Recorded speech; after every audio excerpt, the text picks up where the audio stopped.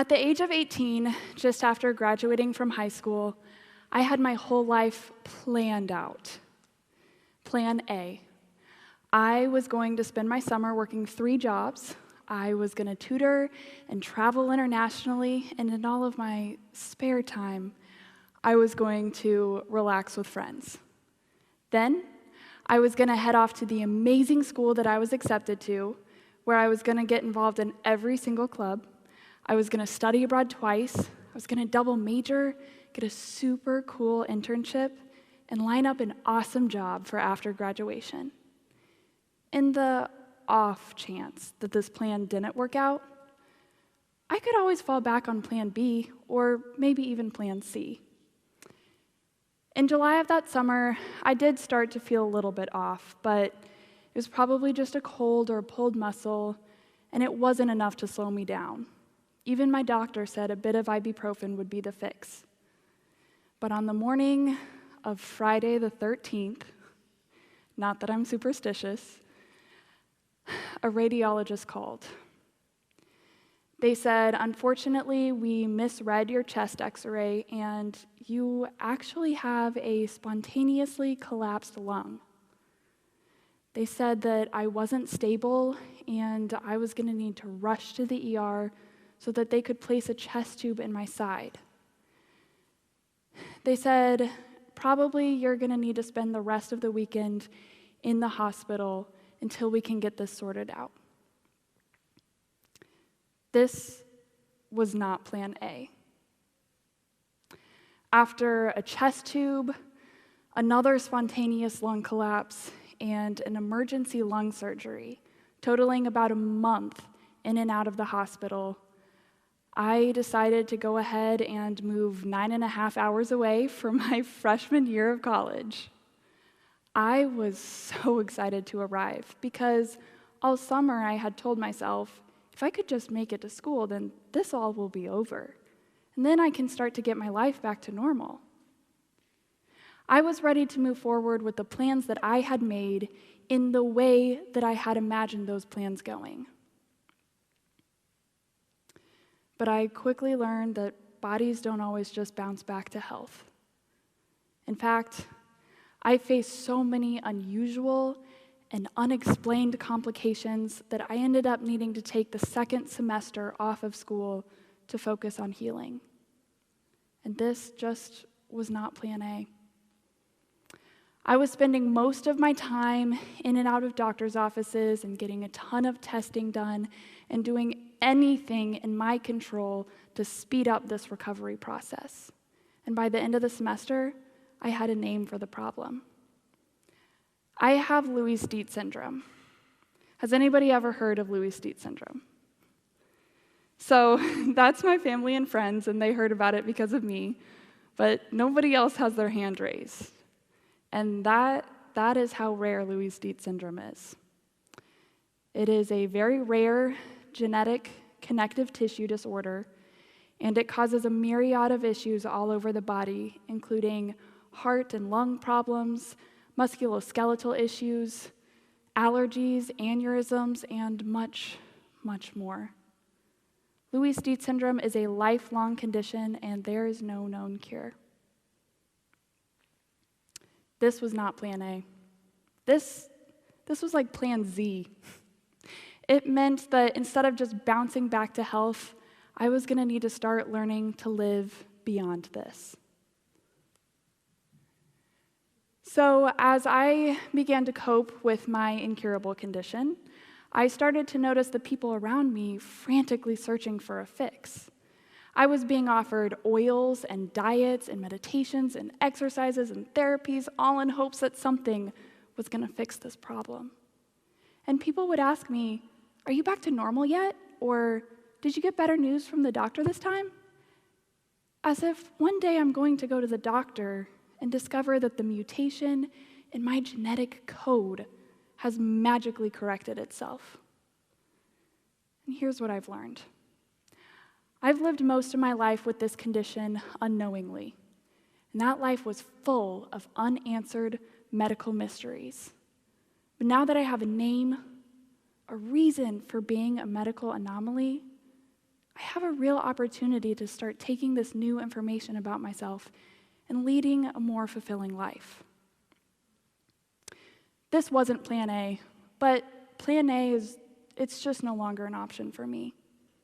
I don't have perfect genes, and I do need to spend my school breaks visiting doctors, and I will never get back the hours that I have and that I will be spending inside of an MRI machine. So I'm left with plan Z. And plan Z is okay. See, after facing the worst case scenario in my health, I'm still able to find immense opportunity and value in my life. Despite needing to take a semester off school in my freshman year to focus on healing, I was still able to take some of the most interesting and fulfilling electives in my college career.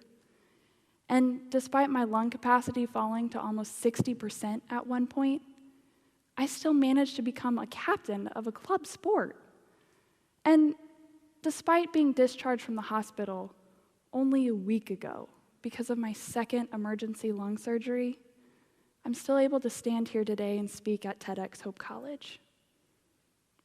See, just because I've received this incurable diagnosis doesn't mean that I can't lead a meaningful and purposeful life.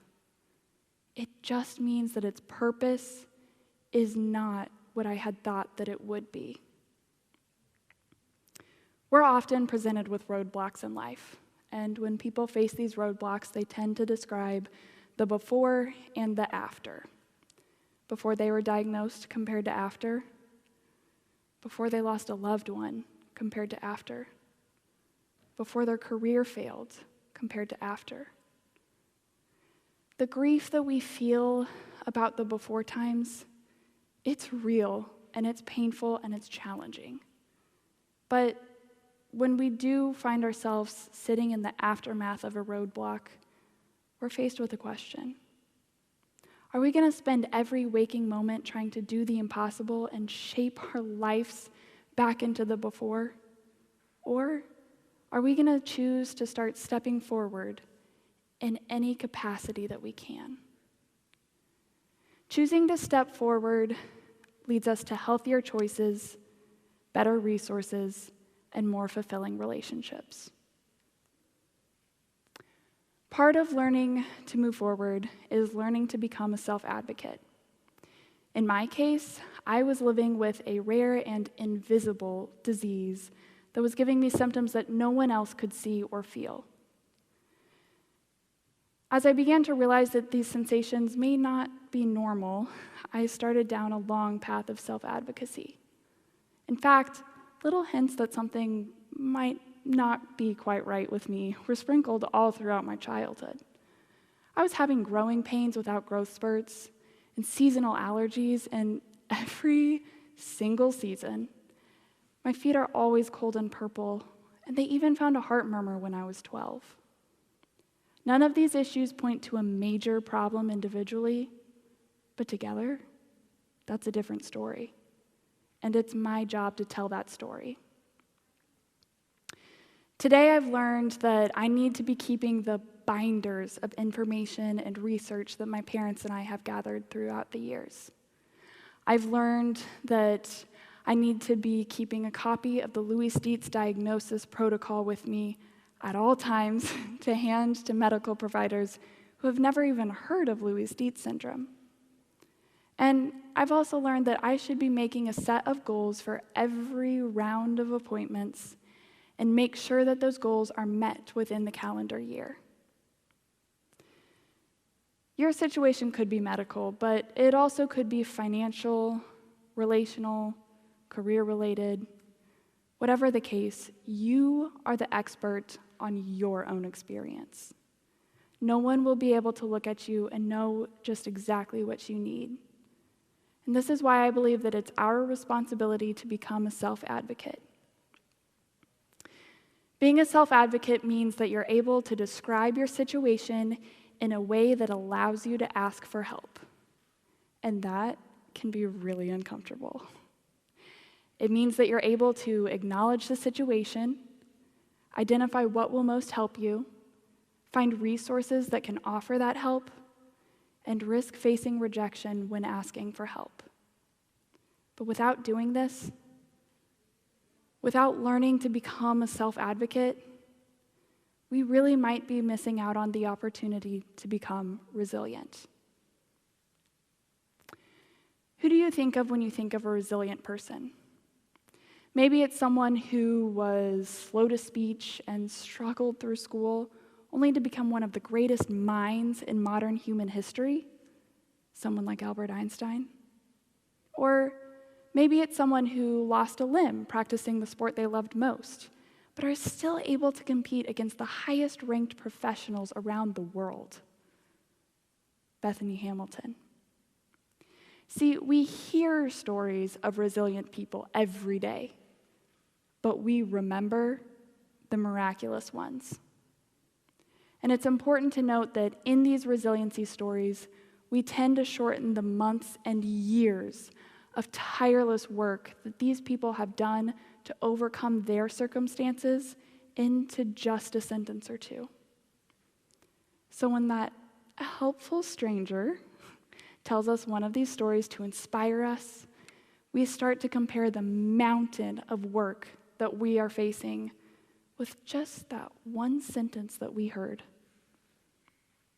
Albert Einstein, he had to spend a whole lifetime, an entire career, defending his intelligence and his ideas.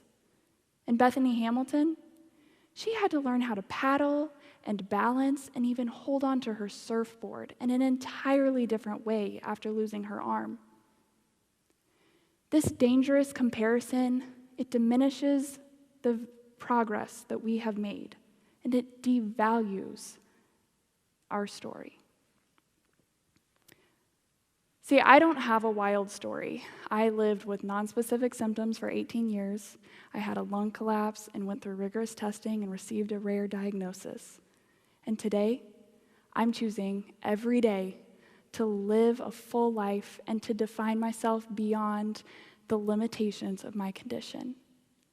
And if I never told you that, if I never told you any of this today, you would never be able to look at me and know that about me. But in choosing to share my story through my blog and social media, I've been able to connect with people around the world. I've heard from other young women who share the same diagnosis. I've met classmates and students who similarly struggle with health. And I've even heard from a few freshmen whose plans were uprooted by a pandemic. I had no idea how badly I needed a community until I found this community full of other people whose plans also quickly changed from plan A to plan Z. And there was something really comforting in knowing that other people had survived their own worst-case scenarios, and that really, I wasn't alone in the aftermath of my diagnosis. And that is the value of my story. It's this community that I found, and it's the hope that I've inspired. So today, I ask you to share your story. Even if it's not going to become one of the greatest epics, share your story. Because you don't know who needs to hear it, or the friendship that you could find because of it. Change the plan, learn to advocate, and share your story. These are the lessons I've learned in my time living beyond Loeys-Dietz syndrome. Thank you.